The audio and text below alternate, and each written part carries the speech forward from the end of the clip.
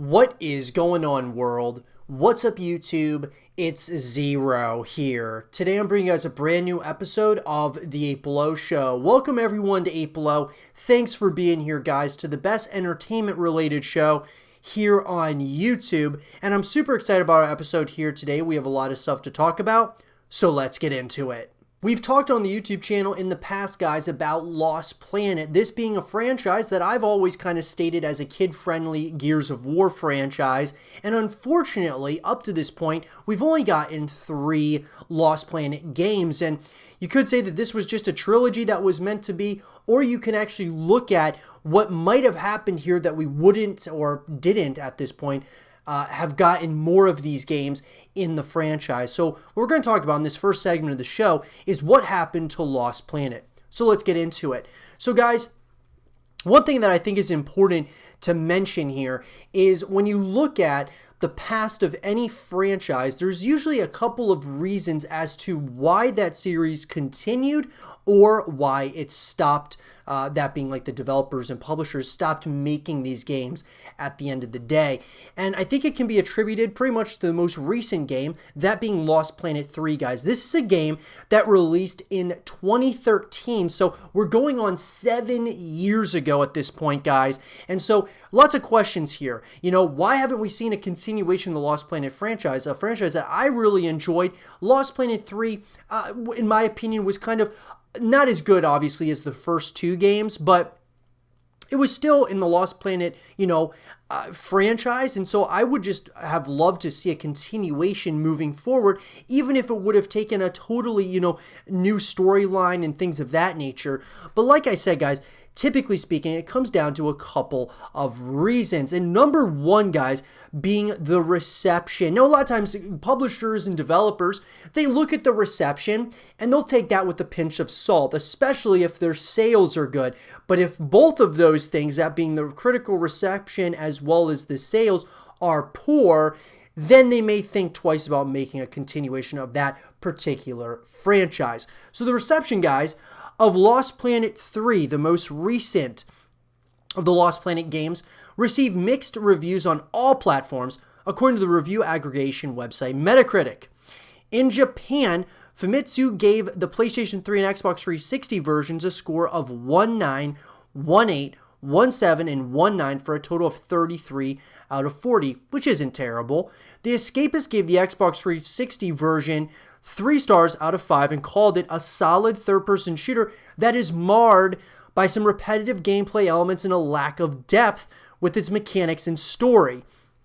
However, the Digital Fix gave the PS3 version a score of 4 out of 10 and stated 2 positive things to take away from everything is that it is arguably the best game Spark have ever produced and is not as bad as Aliens Colonial Marines.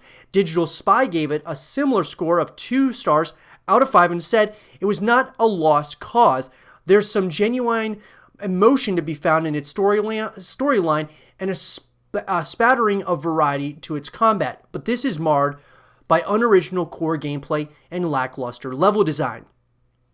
And so that's kind of the first thing, guys. I mean, you look at pretty much the reception all the way through here. I mean, in all reality, guys, it wasn't horrible. It was mixed reviews, right? We're talking, it was average and mixed at best.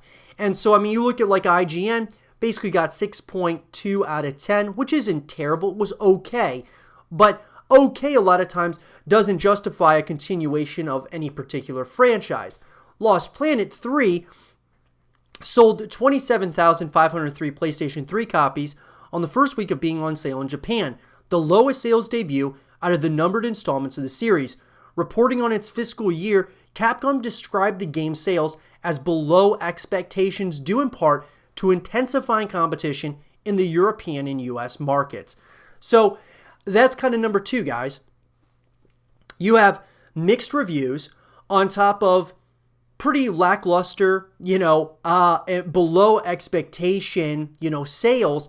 That is going to spell disaster for really any franchise out there. No matter how special you think a franchise is, sometimes one or many things can kind of turn this into a poor direction. Now, when they're talking about intensifying competition, we all know, guys, the shooter genre as a whole around this time was ending up starting to kind of just continue to build. I mean, the shooter genre was really growing at a rapid clip, and I gotta say, guys, that I think that can certainly, you can kind of put some of the blame on the competition, but more so than that, in my opinion, guys, was actually the things that were right in front of Capcom's face here, that being like the repetitive gameplay elements, which is very true.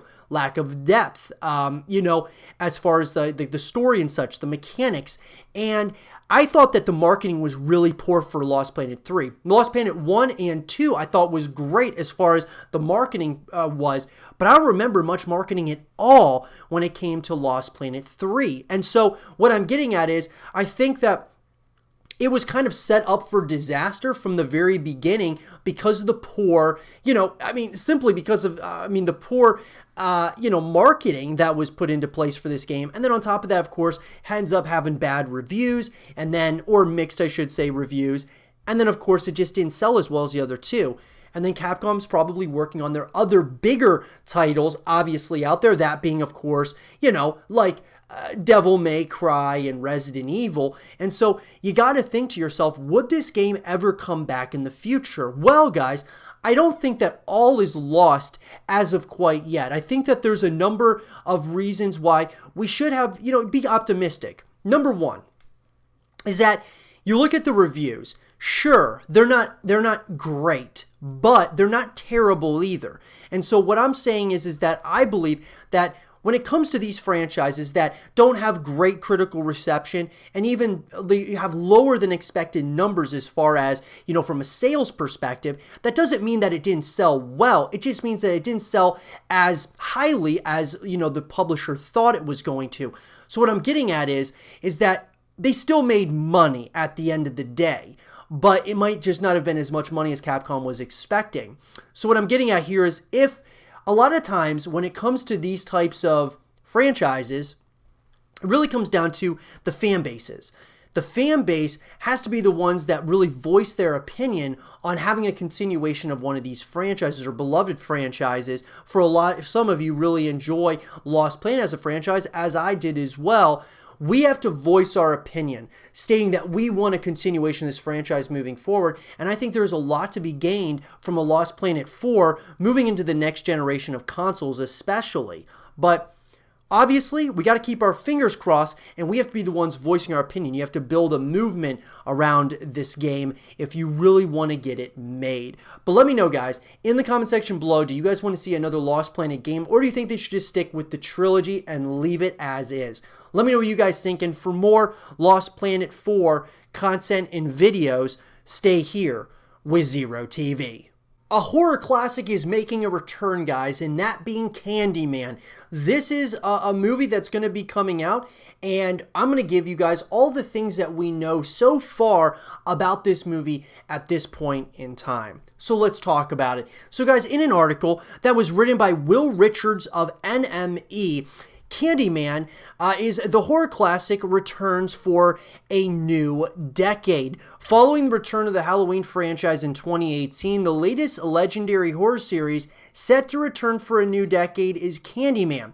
Helping the return of the franchise as a co-writer is one of horror's most exciting new faces, Get Out director Jordan Peele.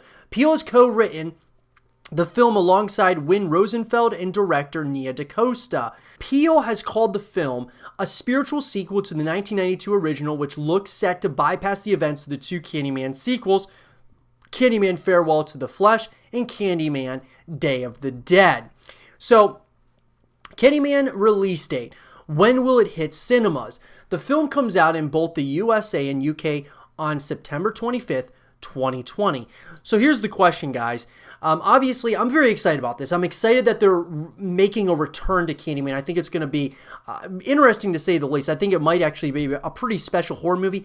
I would have loved it if Jordan Peele actually directed the film, but I'll be interested to see what Nia does without a doubt. But that being said, as far as the release date's concerned, take it with a pinch of salt because so many movies are getting pushed back because of the pandemic, I wouldn't be surprised if Candyman got pushed back at a later date. Now maybe they can stick with the date, but at the end of the day, guys, when you're talking about real stiff competition here, there's going to be competition or in that September slot. And so I'm just saying that maybe Candyman will find a release date later, early 2021 or maybe even later into 2021. So there is a Candyman trailer, guys. The blood-curdling first trailer for the new horror sequel arrived in late February. It introduces a grown-up version of Anthony McCoy, the baby from the original Candyman. And then who's directing it? Although Jordan Peele is producing, the filmmaker has hired Nia DaCosta to direct Candyman. In an interview with Empire, Peele defended his choice. "I was working on Us when this would have happened," Peele began, "but quite honestly, Nia is better to shoot this than I am. I'm way too obsessed with the original tales in my head. I probably wouldn't be any good, but Nia has a steady manner about her, which you don't see a lot in the horror space. She's refined, elegant, every shot is beautiful. It's a beautiful, beautiful movie. I'm so glad I didn't mess it up." Which is interesting that obviously Jordan, kind of vouching for Nia, which I'm excited to see her vision on it. I think I would have loved to see Jordan's take on it as well. We'll have to see when the movie comes out, like with the reviews and all of those things. Now, who is going to be in the Candyman as far as the cast is concerned? The cast for the forthcoming sequel will be headed up by Aquaman and Watchmen star Yahya Abdul-Mateen as a grown-up version of Anthony McCoy, the baby from the original Candyman. Abdul-Mateen was originally thought to be playing the Candyman himself, but director Nia DaCosta confirmed that he's not replacing Tony Todd in the role. "I can't say what's happening in the film because we want it to be a surprise, but he's not replacing Tony Todd," she told Collider. It's not clear yet whether this means that Todd will be making a return for the film, though he revealed that he's hoping he will appear in the film in some form or fashion. "Wouldn't that make sense?" he told EW in a recent interview, "but it's Hollywood, so I won't take it personally if for some reason it doesn't work out." And then, of course, joining Abdul-Mateen in the sequel is Mad Men director Teyonah Parris, reported to be in a supporting role alongside Coleman Domingo and Nathan Stewart Jarrett. Now, as far as the plot is concerned, guys, upon the film's announcement in 2018, Jordan Peele called the flick a spiritual sequel to 1992 original. "The original was a landmark film for black representation in the horror genre," Peele said. "Alongside Night of the Living Dead, Candyman was a major inspiration for me as a filmmaker, and to have a bold new talent like Nia at the helm of this project is truly exciting. We are honored to bring the next chapter in the Candyman canon to life and eager to provide new audiences with an entry point to Clive Barker's legend." So, what I will say about this, guys, is number one about the cast.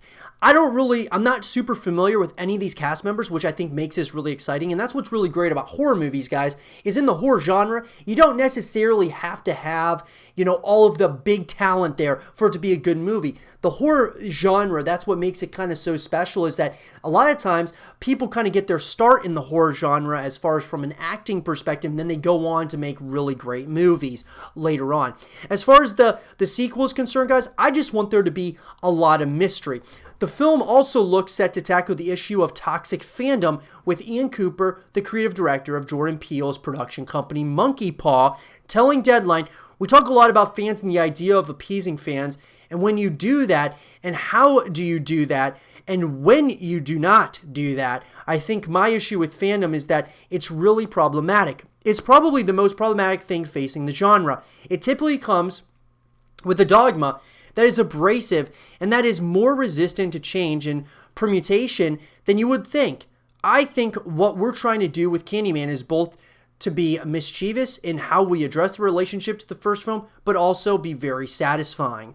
And so I think, guys, that all in all, I just want them to surprise me. I want it to be obviously its own thing. I don't want it to necessarily just be, we want it to be a spiritual sequel, but we don't want it to be just kind of like a copy and paste of the original movie. And so I'm excited to see where they go with this. It'll be interesting how they kind of, start tackling like an issue like toxic fandom and stuff. We see that a lot in stuff like, Star Wars, Star Trek, and so on and so forth. The same can be said for, within other genres as well. And the horror, genre is certainly one of those as well. It'll be interesting, to say the least, what we see from this movie, from a variety of different perspectives and kind of where they go with it. I can't wait to see it. Don't hold your breath, though, with that September release date, guys. It may be pushed back further because of the pandemic. Hopefully it's not. Fingers crossed that we get to watch it when it first comes out. But I'm excited about it. Nonetheless, I love horror movies, and this one I'm absolutely looking forward to. Let me know in the comment section below, though, what are you guys looking forward to most out of Candyman? And if so, what is it that you guys want to see moving into this movie? Do you guys want it to be similar to the original? Do you want it to be a little bit different? How do you guys see it? Let me know. And for more Candyman content and videos, stay here with Zero TV. Phase 5 has been announced for 2020, and we've been talking about this now, guys, pretty much for, the past number of shows. We've had a segment talking about Phase 5. And I think one of the big things, though, is that people have been asking me on social media different questions about Phase 5 and what my thoughts on them are. And I gotta say that Phase 5 as a whole, guys, I'm really excited about it. And I'm excited to, I'm proud to say that I'm going to be going for it myself. But one thing is that there's a ton of question marks here, and really at this point in time, it's going to be all speculation because there hasn't been official word as to what this entire, recruitment challenge is going to entail. So with that being said, guys, let's get into a question I've been hearing quite recently, and that is, will Phase 5 in 2020, will this RC be essentially for any game out there? And so let's talk about that. So I'm obviously going to pass this question on to all of you because this is just one man's thoughts, and, I would love to hear yours, but I want to break this thing down. Phase 5 in the past, and even the Phase 1 recruitment challenge, all of those, guys, have been based around Call of Duty up to this point. And so they typically will recruit trick shotters and snipers in Phase 5. It's really nothing other than that. There's not, it's not like they're picking up pub stompers from Call of Duty. They're not picking up, really anything else. I mean, they're picking up trick shotters and they're picking up snipers, and then it just so happens that a lot of those players that join the team as a trick shot or sniper turn into a personality over time. And so with that, though, I think in 2020, it's been years since we got a Phase 5. I think that they're going to stick to some of the traditions of Phase 5, but I do believe that they are going to change things up a little bit. And one of those being adding some other games that you can go for Phase 5 and play. And so what I'm getting at here is the last Phase 5 video that they made on their YouTube channel, Phase Rain, Phase Adapt, and Phase Banks all sat there and stated that Phase 5 was going to be, they were doing a Phase 5 specifically based around Fortnite. So that video got, deleted later on, and that never saw the light of day. But what I'm getting at is it was in their minds that they wanted to do a Phase 5 around Fortnite. So I think that it's important that they stick with the traditions of, Phase 5 and Call of Duty being a part of that. But I just don't think with the gaming landscape and how it's changed, Call of Duty trick-shotting sniping has just dipped in a significant way over time. I mean, it went from this pretty large niche community to a pretty small community at this point. There's still people who do trick-shot and snipe, but it's just not as big as it used to be. And part of that is probably because FaZe kind of, didn't bring out more Phase 5 recruitment challenges. It didn't keep the community alive for a long time after that. But with that, though, I do believe that there will be other games. If there's only one other game, I would say it's definitely going to be Fortnite. I just think that they're going to be looking for more talent based around the Fortnite community as well as Call of Duty.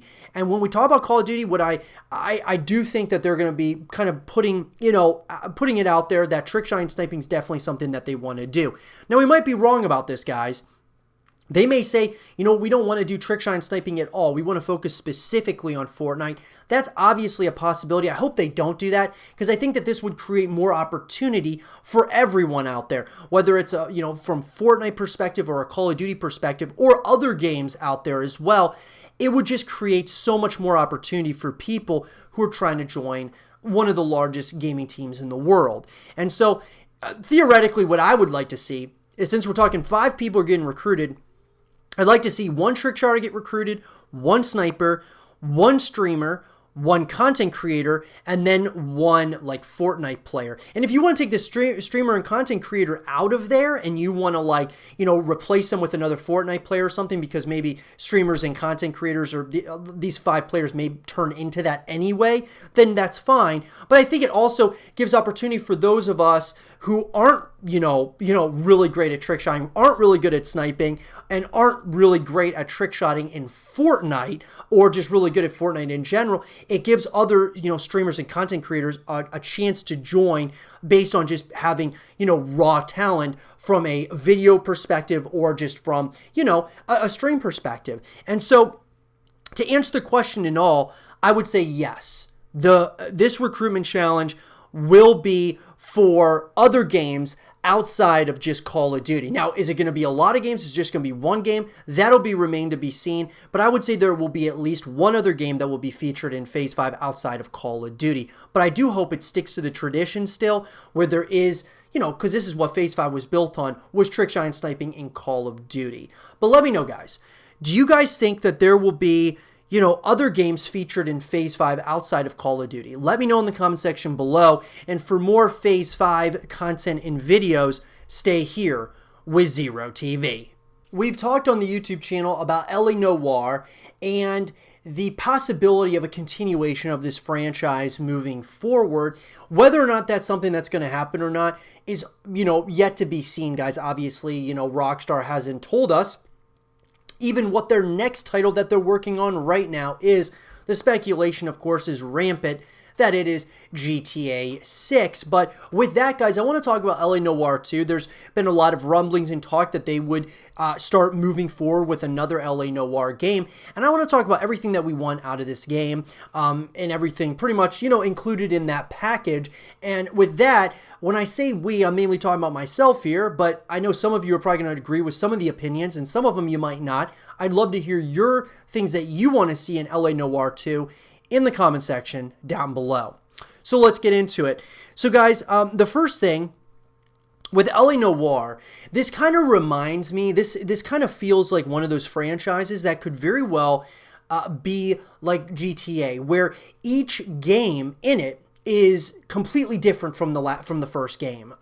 They're each kind of different, new characters, new environments, even though, yeah, of course, it'll be, you know, mainly LA, but what I'm getting at is that you kind of have some differences, right? Maybe a little bit of some differences in time periods and things of that nature, but it could be very well just completely different, or they could just continue right where LA Noire, the first one, left off.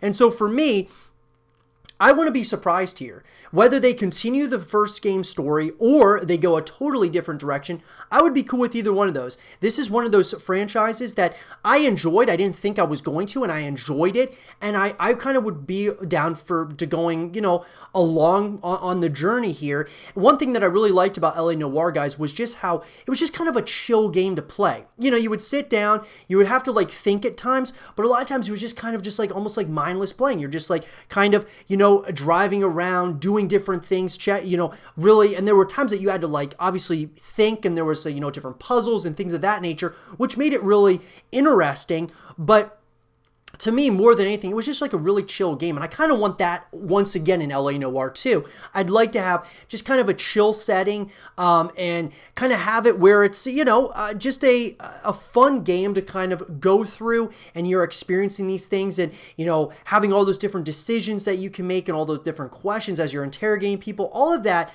kind of made up LA Noire, you know, as to what it is at this point. And so I think that that's another part of it that I really would like to see, is kind of the same type, even though I wouldn't mind having some differences, some changes to it. Overall, I would love to see kind of more of the same in LA Noire 2. And that leads me to the next thing, guys, as far as the, you know, as far as this, you know, open world, you know, I'd like to see it even more so of an open world, right?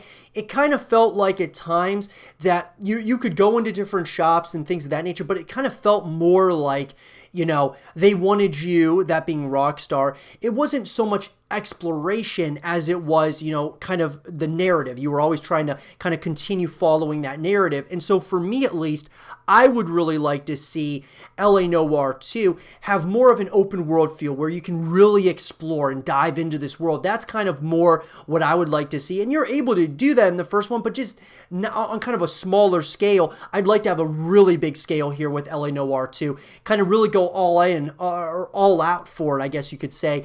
And just a ton of exploration, extra side missions, and things of that nature to keep you coming back to the game after, you finish the campaign.